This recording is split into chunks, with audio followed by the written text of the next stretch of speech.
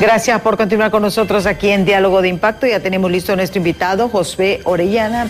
Él es el representante justamente del sector obrero y sindical ante la Comisión Tripartita, que está participando en las negociaciones para la fijación del salario mínimo del 2026. Vean ustedes, esta es la quinta ronda de negociaciones y está en punto muerto el incremento al salario mínimo 2026. 5 reuniones han habido y todavía no se llega a un acuerdo. Los sindicatos y las centrales obreras están pidiendo un aumento alrededor de 8.9%, que equivalen a unos 1.244 lempiras. Justamente esa es la postura del sector obrero y sindical. Sin embargo, el sector empresarial, hasta en la última negociación, trataba de ofrecer un 6.5%, es decir, unos entre 910 y 980 lempiras mensuales aproximadamente. Esto es lo último que se dio. El salario promedio en el 2025 quedó fijado en 13.985 lempiras. Actualmente, prácticamente, la negociación está entancada porque existe un promedio entre 300 y 350 lempiras, más o menos, 350 lempiras, más o menos, que justamente está en controversia. Pero muchos dirán, 300 lempiras no es mucho, pero cuando usted lo suma, sí tiene bastante impacto. Pero bueno, esto es parte de las negociaciones que se están justamente realizando y que lamentamos nosotros que no se continúen, porque este debió ser una prioridad de ese gobierno. Está aquí con nosotros justamente Josué Orellana. Él es el representante del sector obrero y sindical ante la Comisión Tripartita. Muchísimas gracias, Josué. Gracias por estar aquí con nosotros en Diálogo de Impacto. Lamentablemente ya han transcurrido más de 3 meses, no hay una fijación del salario mínimo. Yo no sé si en otras ocasiones se ha llegado hasta tanto tiempo. Gracias. Muchas gracias, licenciada Emma, por la invitación. Siempre es muy importante participar en este importante espacio para orientar un poco a la población hondureña y a la clase trabajadora sobre lo que sucede en este momento. Mire, es importante decir algo. El gobierno anterior tuvo que haber instalado la comisión negociadora en el mes de diciembre, así lo manda la ley, en la primera quincena del mes de diciembre, lo dice el artículo 35 de la ley del salario mínimo. Sin embargo, no lo hizo y perdimos el mes de diciembre, perdimos el mes de enero y parte del mes de febrero porque este gobierno le correspondió entonces asumir ese papel que le correspondía al gobierno anterior. Esto nos hizo perder alrededor de 2 meses y medio y atrasó las negociaciones. Por eso es que nosotros empezamos un poco tarde las negociaciones y hoy nos vemos en esta dificultad que estamos ya casi a mediados del mes de abril y todavía no tenemos ningún tipo de solución definitiva. Pero hay que decir algo. Sí hemos llegado en algún momento, hace un par de años atrás, creo que llegamos hasta el mes de junio y mire lo que pasó. Cuando llegamos a ese momento, sucedió algo que yo creo que en ese momento fue un error completo. Lo que pasó porque los trabajadores perdieron retroactividad. Creo que perdieron alrededor de 3, 4 meses de retroactividad. En esta ocasión eso lo hemos asegurado a los trabajadores y de hecho en la última reunión que sostuvimos nosotros el día miércoles creo que fue, ahí dejamos completamente claro que la retroactividad de esta negociación es 1 de enero del año 2026. Ya establecimos cómo se va a hacer el pago correspondiente de manera diferida. Habrán empresas que lo pueden pagar de una vez los meses de retroactivo. Otras empresas seguramente va a costar un poco más, sobre todo la pequeña empresa, ¿verdad? Que es aquel amigo emprendedor que le dieron sus prestaciones, puso un negocito y tiene 3, 4, 5, 6 trabajadores, que a veces los trabajadores son la misma familia de ellos. Entonces creo que ahí van a tener un poquito de dificultad, entonces por eso se da un plazo prudencial para que lo puedan hacer efectivo, pero que le podamos asegurar al trabajador que va a recibir esa retroactividad. Y el otro tema importante decir es que lo que evitó que el día miércoles firmáramos nosotros este acuerdo definitivo es que nosotros teníamos pactado la negociación para el año 2026 nada más. Pero ese día nosotros acordamos que en vista que ya estábamos en el mes de abril, también negociáramos el 2027.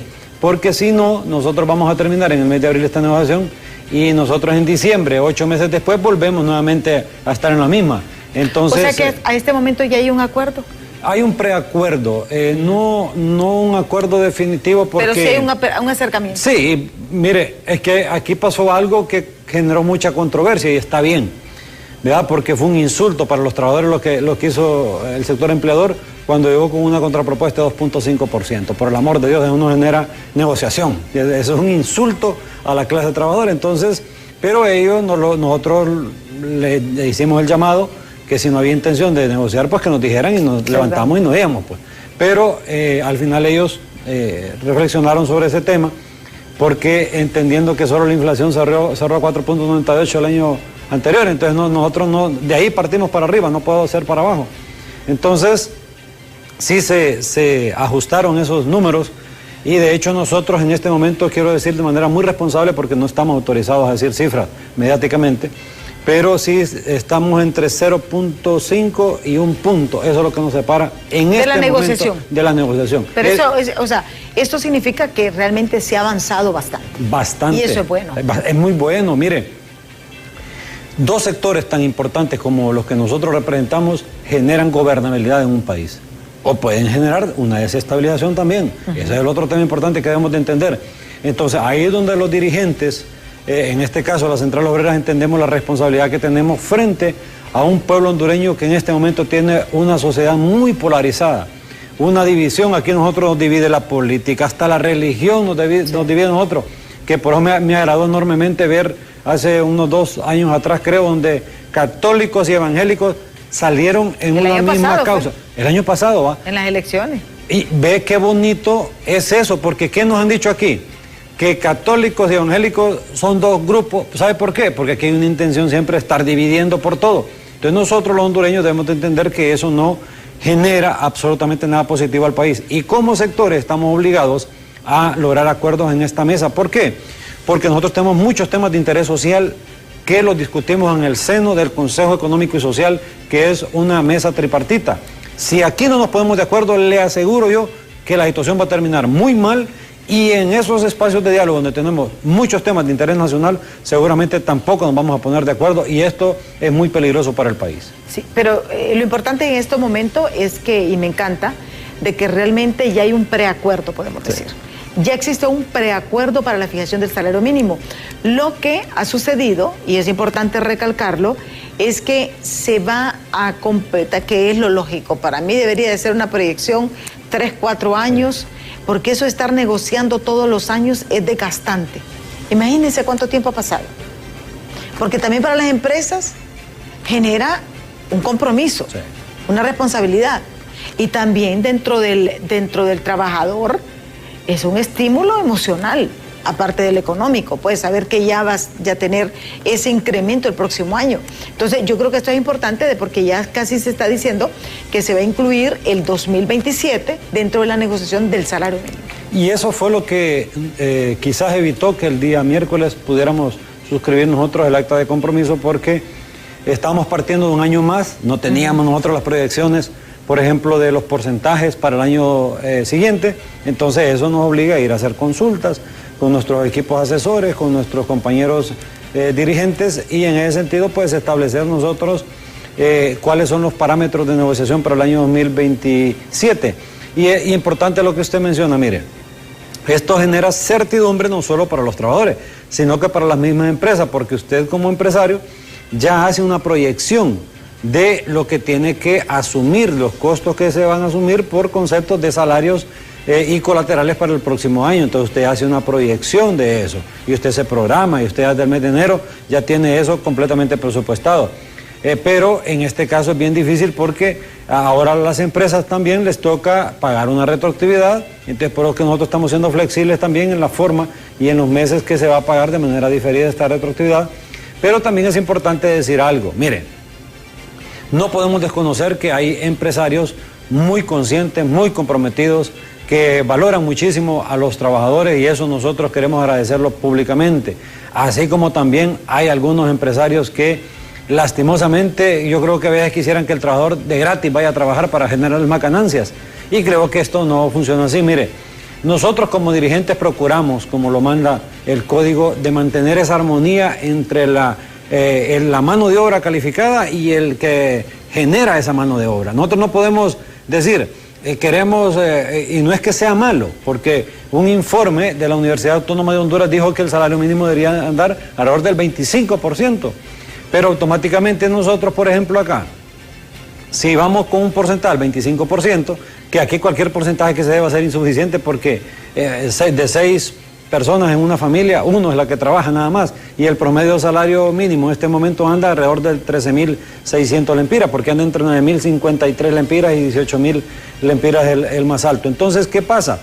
Si se da un salario muy alto, automáticamente, ¿qué van a decir las empresas? No, como en el 2008, creo que fue 2009, vamos a despedir trabajadores, vamos a cerrar empresas. Mire cuántos empleos se perdieron el año anterior, solo en el sector de la maquila, que por cierto usted puso un ejemplo que me agrada. Dice, ¿por qué no negociamos por mínimo 2, 3, 4 años? Fíjate que la maquila, nosotros aquí negociamos nosotros tenemos 12 rubros en el país. Entre los 12 rubros, en esta negociación negociamos 11 rubros y deja un rubro por fuera que es la maquila. Con eso vamos a negociar allá en el mes de noviembre. Entonces, ¿qué pasa? La maquila tiene una práctica de negociación donde se establecen mínimo 3 años de negociación, hasta 5 años, el máximo, 3 y 5 años.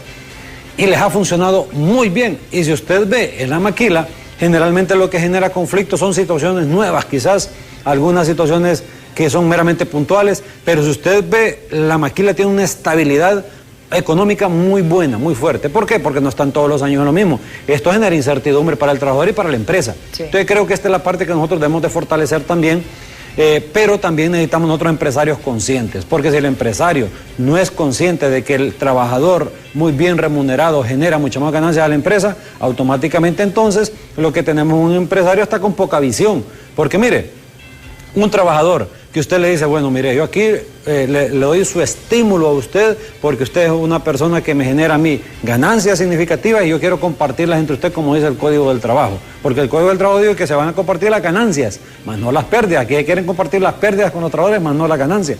Entonces, le aseguro que ese trabajador todos los días no solo va a dar lo que le corresponde, sino que va a dar el extra. Esa empresa se va a volver más productiva y se van a generar mucha más ganancias, pero aquí parece que no se ve de esa forma el tema de la mano de obra de los trabajadores, y creo que esa es la parte también que queremos generar conciencia nosotros en los empresarios, que ese trabajador con el estómago vacío es bien difícil que le pueda ser productivo en la empresa también. Sí, y esto es bien importante porque la proyección, y lo hablábamos en el programa anterior, debería ser 3 años, 4 años. Porque ya se queda una proyección y él ya es una tranquilidad también, tanto para el empresario como para el trabajador. Pero aquí viene un dilema y es la Secretaría de Trabajo. Sabemos que el problema es que la Secretaría de Trabajo no tiene suficiente presupuesto para iniciar una supervisión, para tratar de dar solución a los casos presentados. Ustedes han tocado dentro de esta mesa de negociación, Josué, el tema de cómo inyectar más personal, pero personal técnico y calificado, no activistas políticos, porque ese es el problema también. Llenan de activistas, pero no de técnicos. Entonces, incluir realmente el compromiso de que la Secretaría de Trabajo va a hacer realmente su responsabilidad. Fíjese que ese tema lo hemos abordado nosotros en estos espacios de diálogo. Y aquí nosotros le hemos dicho, mire, ¿de qué sirve que nosotros estemos aquí negociando el salario mínimo si a muchas empresas no lo van a pagar? El 44% no lo pagan. Es que nosotros tenemos más de 800.000 trabajadores que no reciben el salario mínimo. Entonces, esto es lo 800.000 trabajadores en Honduras no reciben el salario mínimo. No reciben el salario mínimo por la informalidad. Entonces, ¿qué resulta esto? Que el trabajador tiene ingresos demasiado bajos, ¿verdad? Porque esto es un subempleo. Entonces, ¿qué sucede? ¿Por qué se van los hondureños para Estados Unidos mojados? ¿Por qué pierden la vida muchísimos hermanos hondureños en el camino? Porque lo que reciben no les ajusta para poder hacer frente a una cruda realidad. Fíjate que la canasta básica ahorita ya superó los 17.000 lempiras. Y un salario, por ejemplo, si vale más que los compañeros, que la mayoría que trabajan en el agro, pues ellos producen allá también su parte de lo que establece la canasta básica como tal. De eso ya no les toca comprarlo directamente en el mercado en un mercado con mucha especulación, por cierto, porque mientras usted y yo dialogamos aquí muy amenamente, allá le están subiendo a los productos de la canasta básica porque aquí no hay un control de precios al consumidor y la Secretaría de Desarrollo Económico tampoco funciona. Pero vamos al tema de la Secretaría del Trabajo. Nosotros hemos hablado en esos espacios y hemos dicho con mucha certidumbre que lo que necesitamos nosotros, y ojalá en ese presupuesto que se va a aprobar este mes de abril en el Congreso Nacional, vaya implícito un presupuesto muy significativo para la Secretaría del Trabajo para que se contraten inspectores. Mire, yo sinceramente lamento que la Secretaría del Trabajo no tenga los suficientes inspectores para poder ir a las empresas y constatar de que, número uno, no se le vulneren los derechos a los trabajadores cuando el trabajador denuncia. Y número dos, ir a esos inspectores y constatar de que la empresa le cumple el salario mínimo a los trabajadores, porque si no lo cumple, ya tenemos nosotros una ley de inspección laboral que es una conquista de los trabajadores que establece severas multas, cientos de miles de lempiras en multas para las empresas que no cumplen. Y no solo eso, la empresa queda expuesta a que reciba algún tipo de sanción encaminada hasta el cierre de la misma empresa. Pero ¿qué pasa? No hay los suficientes inspectores. Pero mire que aquí viene la particularidad de los gobiernos. Fíjese que cuando nosotros, y si me permite poner un ejemplo, cuando nosotros, los enfermeros auxiliares en el mes de septiembre, nos fuimos a asamblea informativa, fíjate que en los departamentos, solo en las cabeceras departamentales hay las dependencias de la Secretaría del Trabajo, y solo hay 2, 3, 4 personas máximas, tierra adentro, en las cabeceras departamentales. ¿Sabe qué hacían?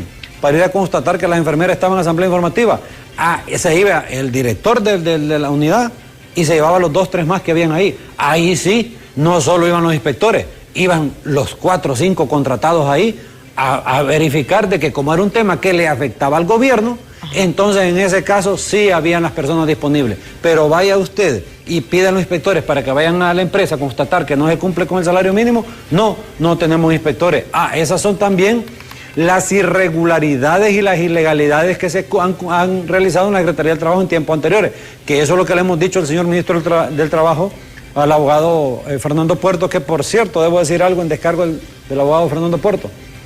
Si no fuera por él, esta negociación ya hubiera fracasado. Nosotros cuando nos presentaron aquella contrapropuesta nos arrechamos, nos molestamos muchísimo y les dijimos 4 verdades en la mesa ahí, y nosotros en ese momento habíamos determinado no seguir en la negociación, porque sí se molesta a uno porque es un insulto.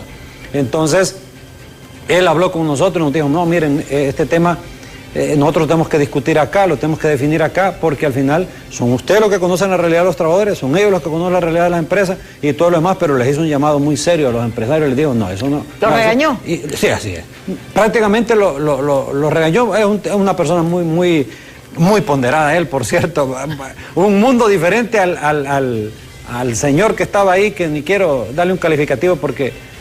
¿Por qué no? Porque yo soy llamado a respetar a las autoridades también, pero ciertamente es importante decir que él es muy ponderado y en esa ponderación y esa ecuanimidad que él tiene, pues nos hizo reflexionar a los sectores y continuar en la mesa, y esto es lo que nos tiene a punto de poder suscribir un acuerdo la próxima semana. ¿Para cuándo está fijada la próxima reunión donde ya podemos decir que podría haber humo blanco? Como fecha máxima está para el miércoles. El miércoles de El miércoles, pero va a suceder antes. ¿Va a suceder? No, va a suceder antes de eso. Es que estamos presionados todos. Sí. Mire, ¿se imagina la catástrofe que significaría eso para nosotros como sector trabajador que llegue el 1 de mayo sin un acuerdo? Sí. Significa se imagina usted lo que va a pasar con el sector empleador.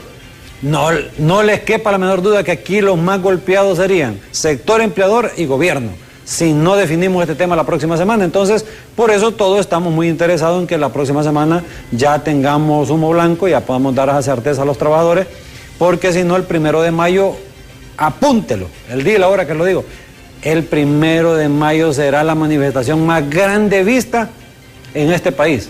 Y miren el día que lo estoy diciendo. Entonces, y esto puede generar una desestabilización también al mismo gobierno. Sí. Por eso es importante que tomemos la decisión en el menor tiempo posible. Aunque sabemos que si no hay acuerdo, el presidente de la República tiene la potestad del gobierno de fijar el salario mínimo, que también esa es otra instancia que está planteada. Ese es un rifón que yo no se lo recomiendo a un presidente. Sí, porque no, hombre, mire, Pongamos en el imaginario de que el presidente dice, miren, vamos a dar un 15%. Nosotros estaríamos hablando, iniciando un gobierno que viene un golpe de Estado nuevamente. Lo que hizo, ¿se acuerda? Zelaya, justamente. Lo mismo, y por eso es parte de lo que vino ese golpe de Estado. No podemos desconocer esa parte.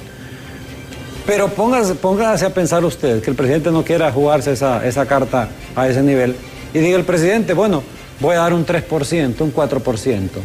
Le aseguro yo que en ese momento la masa laboral sale a la calle y no la vuelve a sacar de la calle usted en ese momento. Sí. Automáticamente eso generaría una desestabilización total para el gobierno. O sea, para usted no es recomendable que el gobierno fije el salario mínimo, sino que salga de esta negociación. Es que, mire, si hace eso el gobierno, en primer lugar quedaríamos mal los dos sectores. Trabajadores, porque no fuimos capaces de ponernos de acuerdo.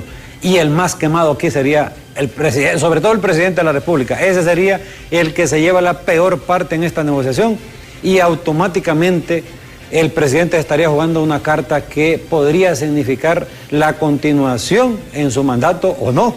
Entonces, por eso nosotros como sectores somos llamados a ponernos de acuerdo.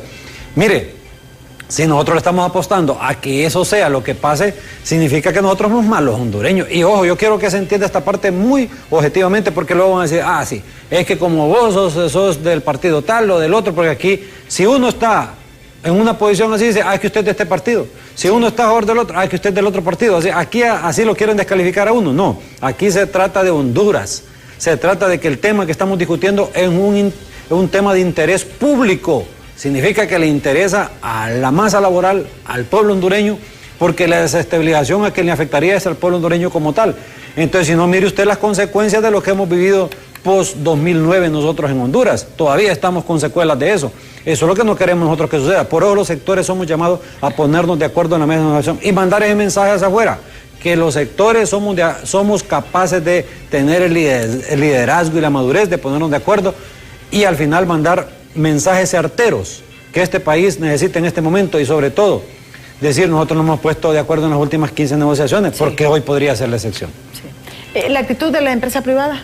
No, debo reconocer después de que presentaron esta propuesta de los del 2%, 2.5%, creo que fue. 2.5%.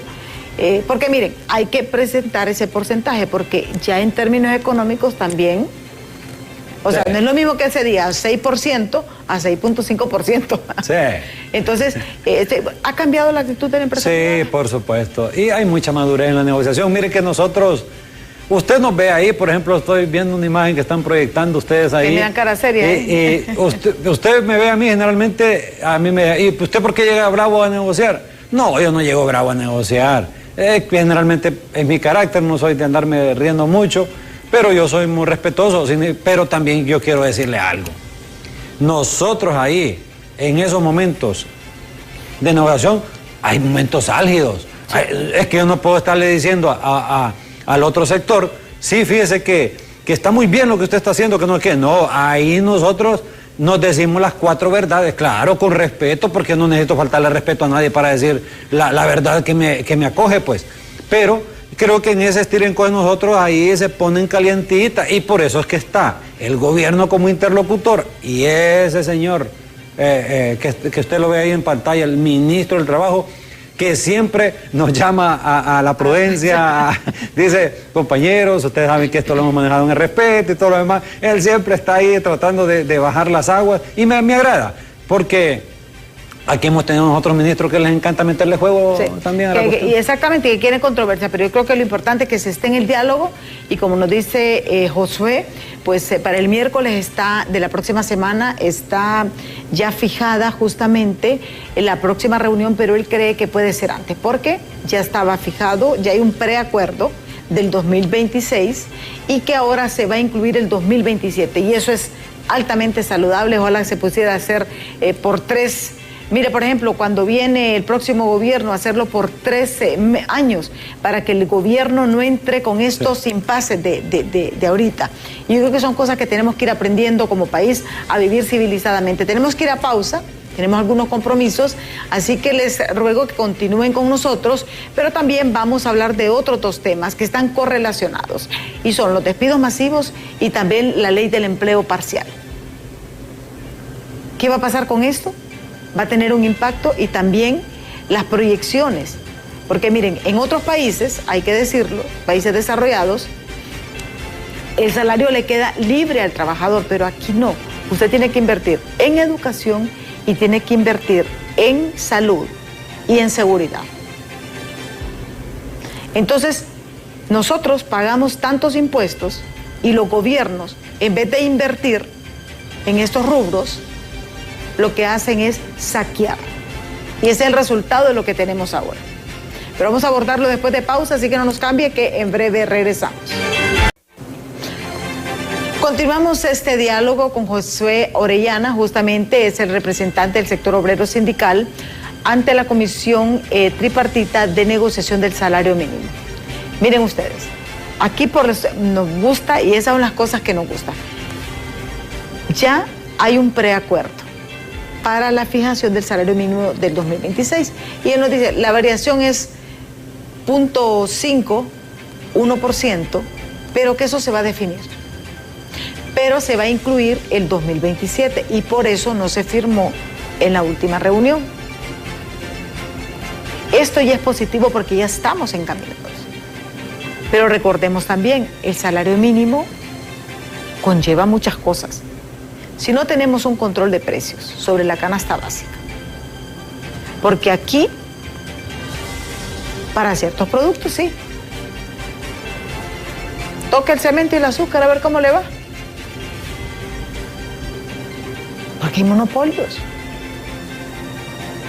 Y esas son las realidades. Pero al productor pequeño está solo. Y aquí son las situaciones de que necesitamos también ciertos controles. Yo lo planteaba antes de irnos a pausa. Y es esto. Miren, uno debe de reconocer cuando los países resuelven. Si usted da salud, educación de primera, ningún padre de familia tiene que ir a pagar, sino que el Estado asuma esa responsabilidad. Usted va a tener ese dinerito para mejorar su calidad de vida y mejorar su dieta alimenticia. Toco también el tema de la seguridad. ¿Por qué lo separo? Porque mire, nosotros pagamos tasa de seguridad, usted paga tasa de seguridad, usted paga tasa de seguridad al Estado. ¿Para qué? Para que Juan Orlando comprara un avión presidencial para andar paseando por todo el mundo, para que se utilizara para pagar conciertos.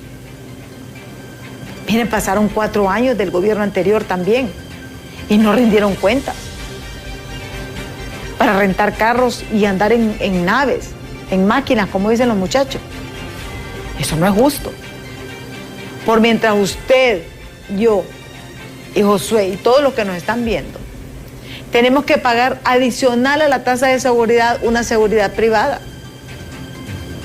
que aunque sea poco dinero, pero es un egreso. Mire, 500, 1000 lempiras que usted pague por esa seguridad, y estoy hablando de las más bajitas. Si usted ese dinerito lo ocupara, ¿cuántas libras de carne compraría? Miremoslo así. Pero no, en el Congreso nos están dando circo con un juicio político en vez de estar revisando esto, rindiendo cuentas de la tasa de seguridad. La tasa de seguridad es la peor estafa que nos han hecho los hondureños, los políticos, a toda la clase trabajadora de este país, a toda la clase productiva. Y no es justo, no es justo. Antes de darle el paso a Josué, voy a leer estos mensajes que nos han escrito justamente al 3182-5600.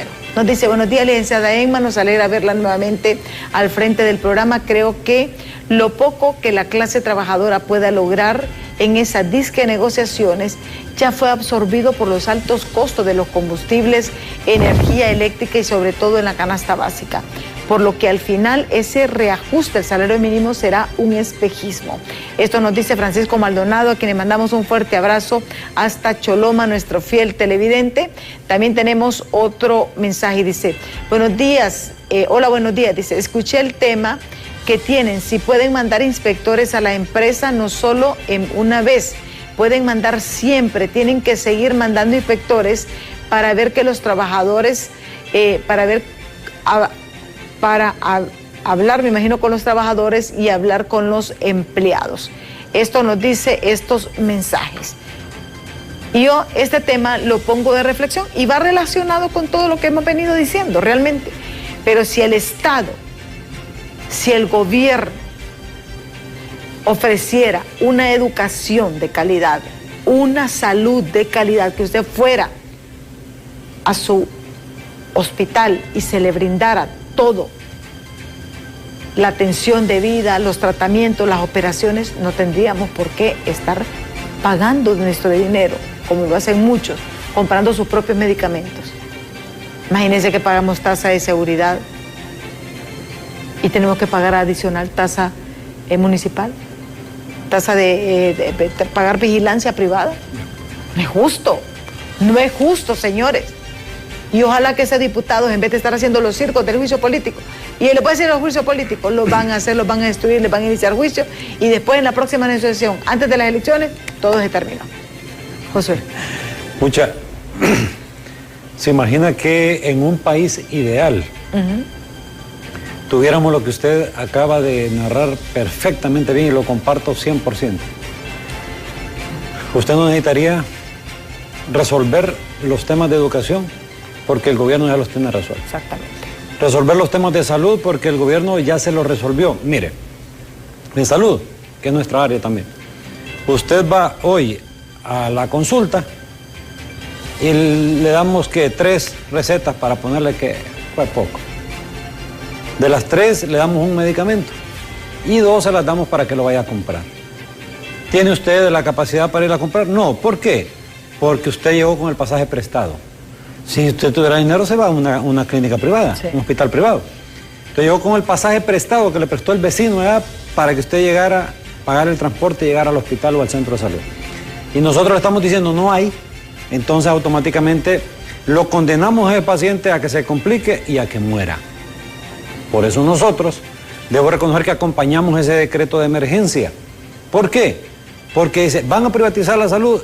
Y le digo, pues si no está privatizado entonces, si cuando yo le doy la receta a usted y lo manda a la farmacia privada, ya está privatizado.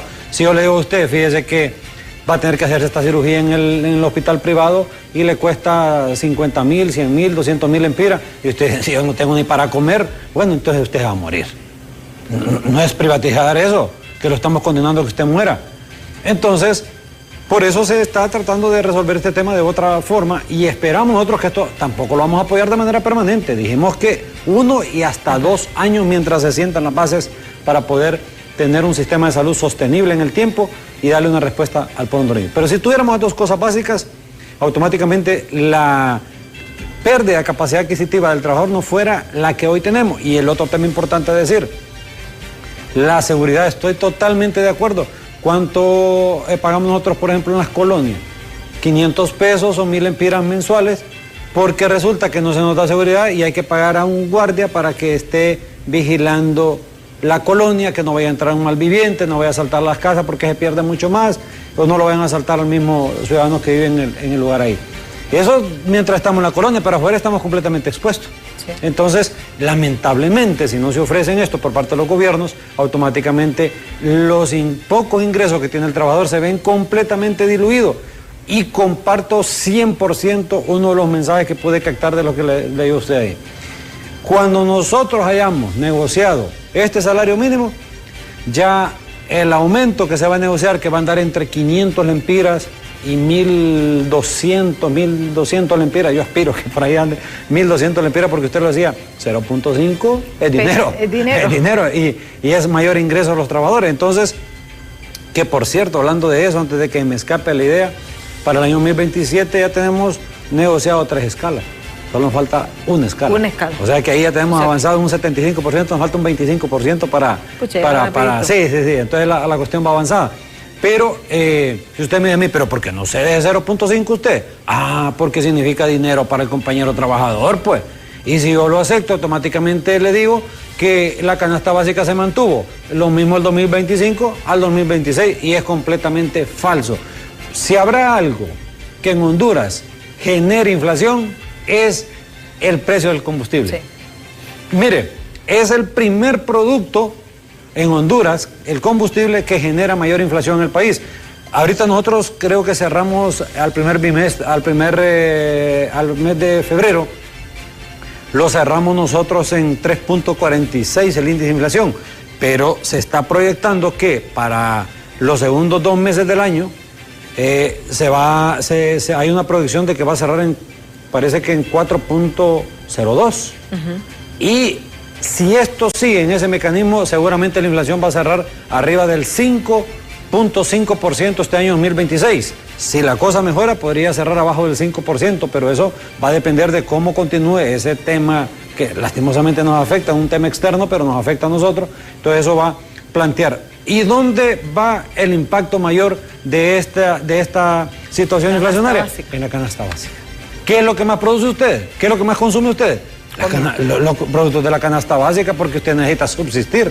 Entonces, y esto sin tomar en cuenta que nos meten trancazos casi todos los meses en energía y un montón de situaciones que usted enfrenta. El transporte, vale más ahorita se ha subsidiado, pero en el momento que no se subsidie también le va a afectar. Pero si usted toma un transporte público, si ya toma un taxi de los que andan en la calle, automáticamente ese ya le metió, porque ese no está subsidiado, entonces ya le calzó a usted el costo del combustible, solo para hablarle de cosas meramente básicas. Pero usted enfrenta una serie de situaciones de servicios públicos, servicios privados y todo lo demás que afectan directamente el bolsillo de los hondureños y de la clase trabajadora, y por eso es que es importante que nosotros llevemos certeza con este ajuste del salario mínimo y le demos esa noticia positiva a los trabajadores, para que al final ellos puedan hacerle frente a esta cruda realidad de país. Mire, la pérdida de capacidad adquisitiva del año 2025 a 2026 es fácil verlo reflejado en ese índice de inflación,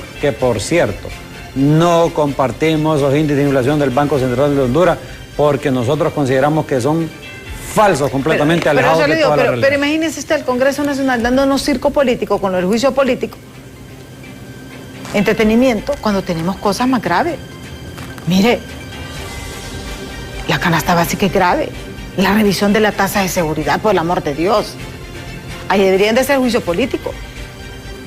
Sí. Tenemos 4 periodos, los 2 dejó el de Xiomara. Y tenemos, iniciando 3 periodos y medio de gobierno. Y no hay rendición de cuentas de la tasa de seguridad. Qué bonito. Yo les voy a hacer un llamado hoy en relación a lo que usted plantea. Tengo derecho como ciudadano también. Así que lo pagás. Mire, por ejemplo, la Secretaría de Desarrollo Económico. Si la Secretaría de Desarrollo Económico no controla la alzada de precios allá afuera, entonces llévenlo a hacerle un juicio político también, porque no está cumpliendo su rol que le manda la ley y está afectando a una colectividad de hondureños. Ahora, comparto también, y yo aquí sí quiero ser muy claro, y lo hablo como ciudadano, no es una posición del sector obrero, porque no hemos a título personal. A título personal. Yo sí comparto juicios políticos, le voy a decir. Nosotros debemos de enseñarle a los políticos que los hondureños somos los que mandamos en este país. Y aquí, lastimosamente, los funcionarios se creen los dueños de Honduras. Sí. Entonces es importante que se deje un precedente bien marcado con este tema, pero también decirle a los actuales funcionarios, 4 años pasan volando. Sí. Fíjese que estos que estaban y que se fueron, bendito sea Dios, Bueno, hablo por la señora de salud, ¿va? Porque en general los gobiernos no son todos malos ni todos buenos. O sea, siempre tienen cosas buenas, siempre tienen cosas negativas. Pero si le hablo de la persona que estuvo en salud, por ejemplo. Mire, que la señora tuvo que haberse hecho un juicio político en el gobierno anterior y no se le hizo. Esos se creían los dueños de Honduras y gobernaron con un odio terrible. Entonces, los funcionarios deben de entender que son nuestros servidores públicos, los servidores de los hondureños, y que 4 años se van en lo que usted abre y cierra los ojos.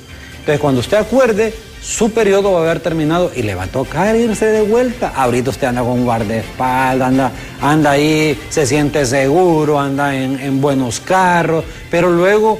Fíjate que yo me encontré un funcionario el otro día. En un supermercado. Ajá. Andaba el funcionario. Y simpático. Yo lo había visto. Yo lo había visto el funcionario y lo vi que andaba, parece que dos, tres guardaespaldas. Y luego lo vi aquel día en un supermercado, y no le digo los supermercados de donde va la crema y nata del país, no, en un supermercado donde vamos los pobres. Y solito andaba, solito. ¿Y sabe qué? Viendo quién saludaba. Viendo quién lo conocía, y la gente ahí, yo particularmente lo conozco, y pues me dijo, hola José, ¿cómo está? Pues yo le di la mano y yo casi le dije, pucha, esta es la realidad suya, aquella realidad era otra. Pero qué bueno que le cayó el 20 y que hoy entiende que aquel era un espejismo. Pero esa es una de las cosas, mire, no recuerdo quién fue que le dijo a Roosevelt Hernández, cuando estaba de jefe de las Fuerzas Armadas, le dijo, mira, Hugo Maldonado le dijo, aquí sentadito, ahí en el mismo posto, le dijo, mira Roosevelt, le dijo, vas a regresar de donde saliste, sí, a tu ciudad natal, a ver a tu familia, a ver la gente, y recorta eso.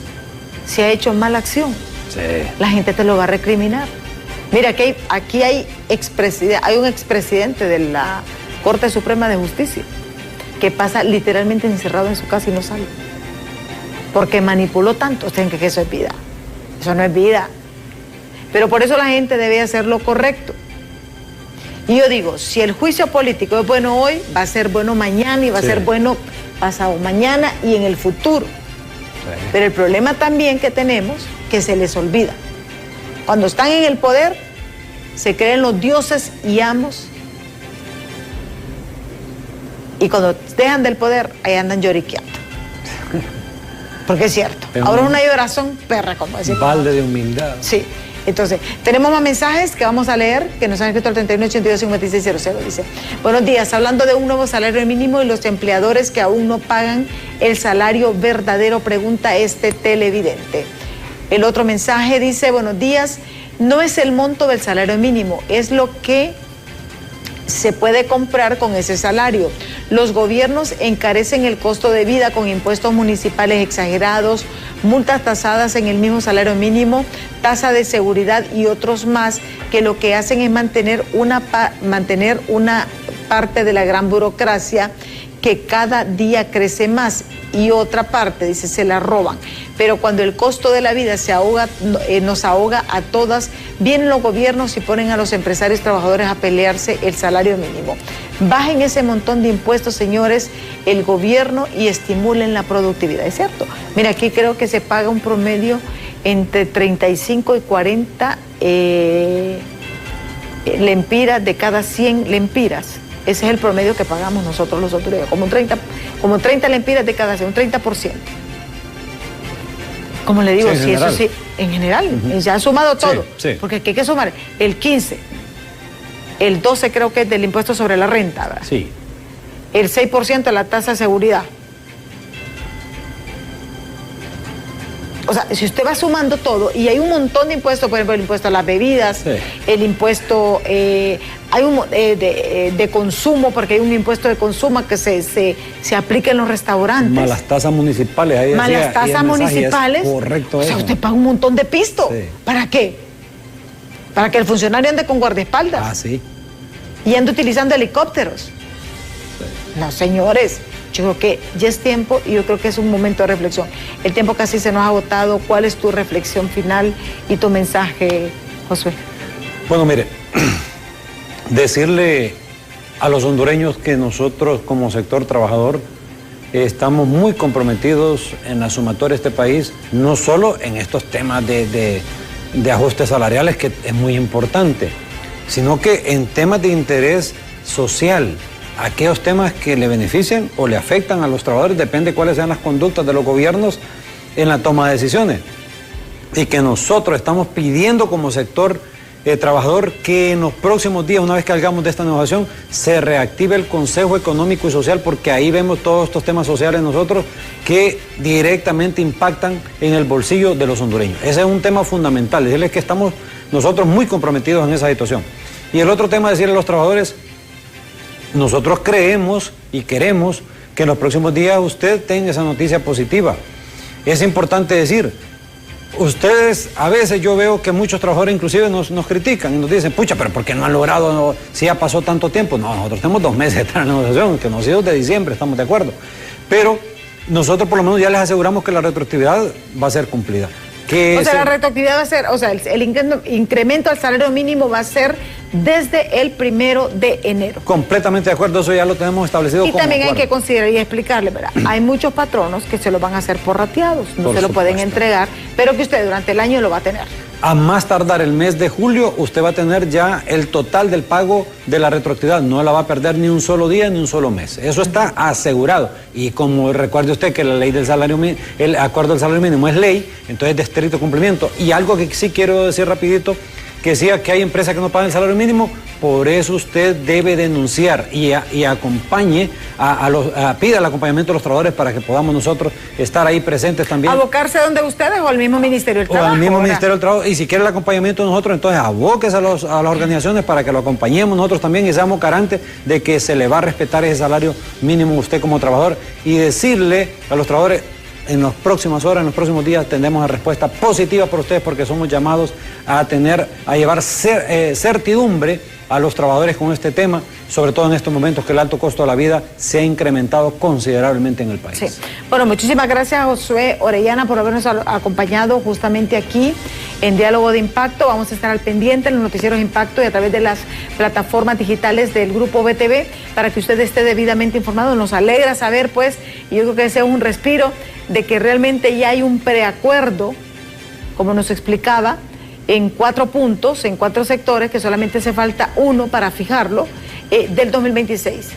El 2026, y se está negociando el 2027, que ya va en los mismos parámetros. O sea que ya es poco lo que hace falta, vamos a estar al pendiente, ojalá, y les digo que se pueda cumplir realmente este sueño, controlar los precios de la canasta básica, que el gobierno asuma su verdadera responsabilidad en educación, en salud y en seguridad. Son 4 puntos que ojalá los diputados también les hagan juicio político para rendir cuentas a estos funcionarios.